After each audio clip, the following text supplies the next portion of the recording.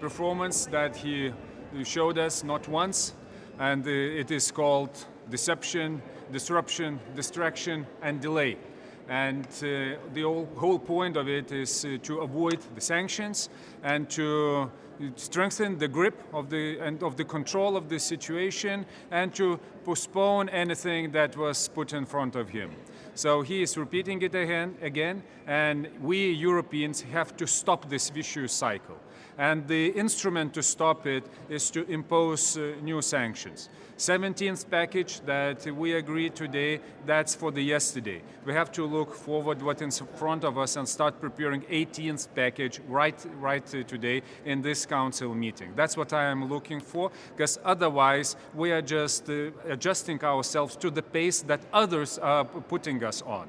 And this pace is not ours, and this pace is of Putin or of the others involved into the process. So we Europeans, understanding that it's our security that is put on the table, we have to take more responsibility in our hands. So this is our recipe for it. This is our proposal. Let's move with the 18th package. Let's put the energy, LNG, oil, nuclear, also fuel. Let's put financial institutions that we left untouched for so long and proceed further on. I'm not even mentioning frozen assets, that just only the political will needed to do this till the end. Because we have the all legal answers how to make it.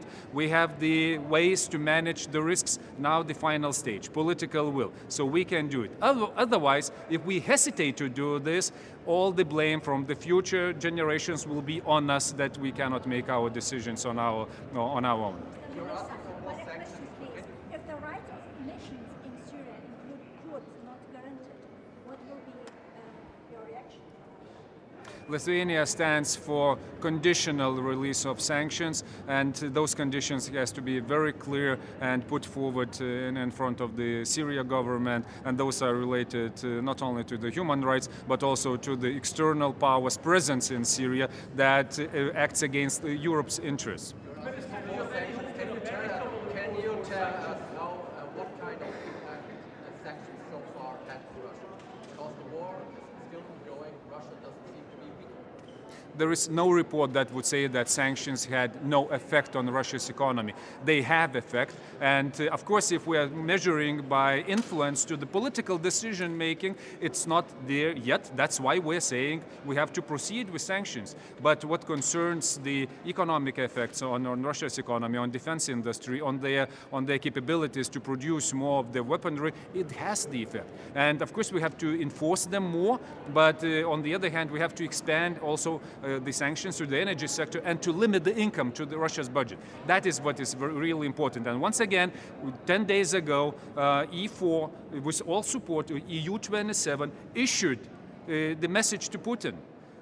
Accept the unconditional ceasefire or face what will come after. That will be the sanctions. So we have to proceed, because otherwise we're not meeting our words. And who are then we to in the future? And who will believe us when we will send this message again?